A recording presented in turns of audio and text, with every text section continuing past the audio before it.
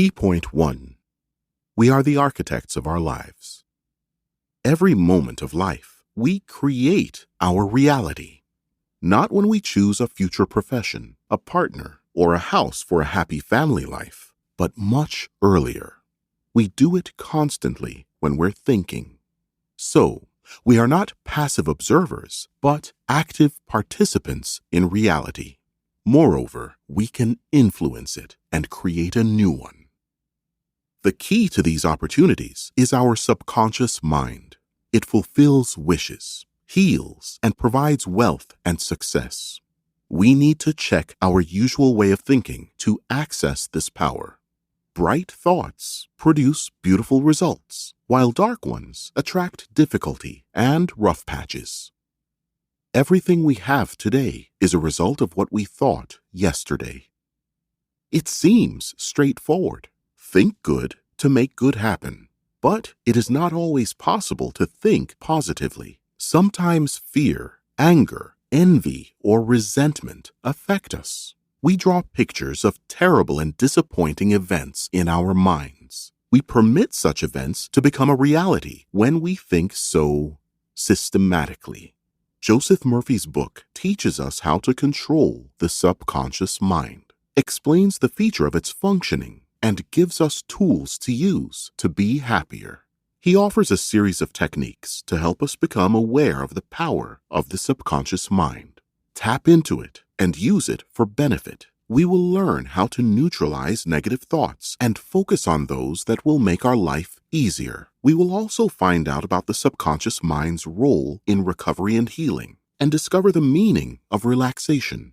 What do you think is behind the mental movie method or autosuggestion? Each chapter contains advice on getting in touch with the subconscious mind and using it for personal well-being. Key point 2. We are what we think. Have you ever wondered why someone lives a happy and successful life, while another is satisfied with the least? Success and wealth do not depend on the education level or place of work. The reason lies in the way of thinking. What and how we think determines our reality. Like luck and success, failure is a natural result of habitual thinking. Try to look around and realize the connection between what you thought yesterday and what surrounds you today. It is our mind that creates what is around us. This house, this job, and this person next to us. Remember, it is not the thing believed in, but the belief in your own mind which brings about the result. Joseph Murphy. Of course, it does not mean that every thought creates a new reality. Potentially, it has such capacity, but its regularity and repetition matter most. If we constantly think that we will be fired from work without objective reasons, we will naturally receive the corresponding result. We may even think we predicted this event, but in reality, we created it through the power of the subconscious. The subconscious mind responded to the conscious thoughts and fulfilled the request. Our thoughts have started this process. We can choose the life we want by realizing the creative power of thought and the importance of the subconscious mind in creating reality. Thoughts not only make our reality, but also shape our personality. What we think ultimately affects our daily mood and our character. We realize that by changing how we think, we can change ourselves and the conditions in which we exist. Sounds hopeful, right? We can be as prosperous and happy as we imagine, and we can envision endlessly. Moreover, our thoughts affect the state of our health and even the speed of the aging process. You certainly know people who learn new things and are full of vitality in their old age. For example, Vera Wang, at 73, continues to create elegant outfits. Plus, she doesn't look her age at all. Thanks to the belief in our strength and the ability of the subconscious mind to change our reality, we can have absolutely everything. Key point 3. Consciousness commands, subconsciousness implements. Consciousness and subconsciousness are closely connected. They are a whole mechanism we can adjust for our good. Everything begins from the moment when the thought is born in our minds. For example, imagine how wonderful it would be to have a house by the sea. From this moment, the thought begins its life. We may decide an idea is unrealistic because we currently have no money and no prospects of earning enough to afford this dream. So we block this thought by focusing on the fact that we cannot have a house by the sea. We are sad and disappointed, and the subconscious receives a signal and multiplies unfulfilled dreams, sadness, and disappointment. The subconscious mind implements what we consciously focus on bringing to life, good and bad. It does not matter to the subjective mind what to implement. It will fulfill any order of consciousness. Therefore, we should be careful with what we think. The subconscious mind doesn't have the power to rule thoughts and ideas, but it can materialize them. The subconscious part accepts everything without argument. That is why it is so important to check your thoughts. After all, if we focus on that dream house, but not on the fact that we cannot have it, we will get a place, but not the inability to have something. Expect the best to get the best. The conscious mind's task is to filter the appearing thoughts and ideas. The subconscious mind's mission is to implement thoughts that will bring more happiness. We have the power to give the subconscious the request we need. So let's do it right. For example, repeat several times. I can have everything thanks to the power of the subconscious. I am decisive and motivated. This method could be a meditative base to attract good experiences. A positive result won't take long if we synchronize your consciousness and subconsciousness and unite them with a common goal. Did you know 30% of the time our brain only wanders in the subconscious and does not focus on anything? Key point 4. Ways to get in touch with the subconscious mind. Understanding that the subconscious can give us everything we ask for is vital. Its possibilities are unlimited by time and space. But how do we access this infinite power? There are 3 states in which we can easily connect to the subconscious mind.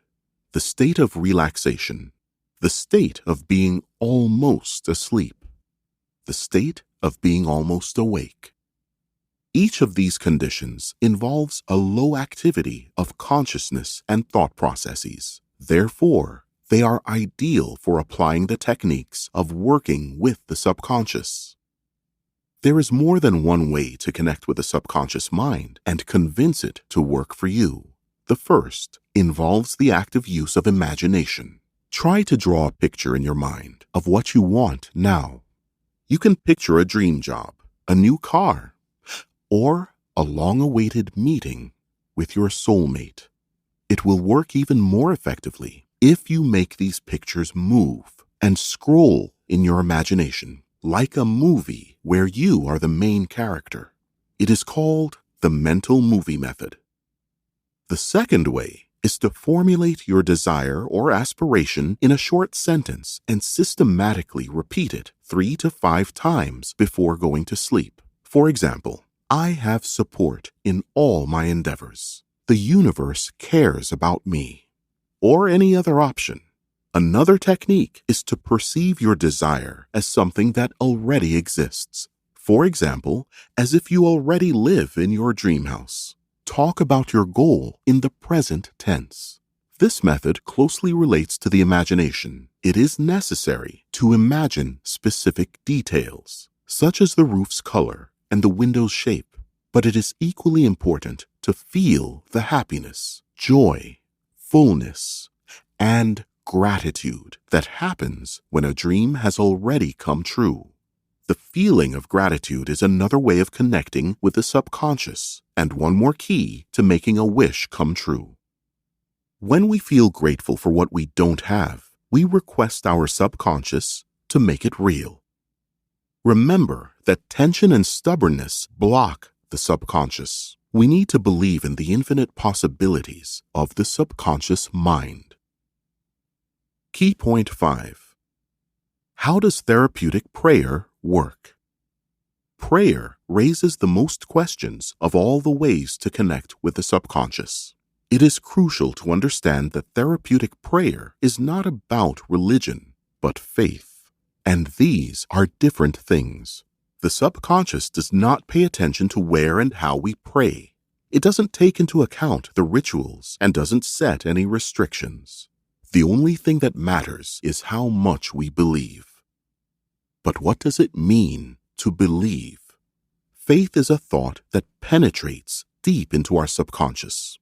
It doesn't matter what we believe. What matters is not the object of faith, but how we think about it. For example, let's imagine that we have the opinion that all strangers are evil. For now, it's just a thought that has no power and can disappear as quickly as it appeared. But what if we mentally agree with it? It will mean that we believe in this idea. Therefore, it is wise to agree with only good things. Prayer is a way to fix the thoughts that we have in the subconscious. It is like a bridge between the conscious and the subconscious. Therapeutic prayer implies consciously choosing an idea we want to materialize. It is helpful in the process of self-healing. First, consider that the subconscious mind created everything around us.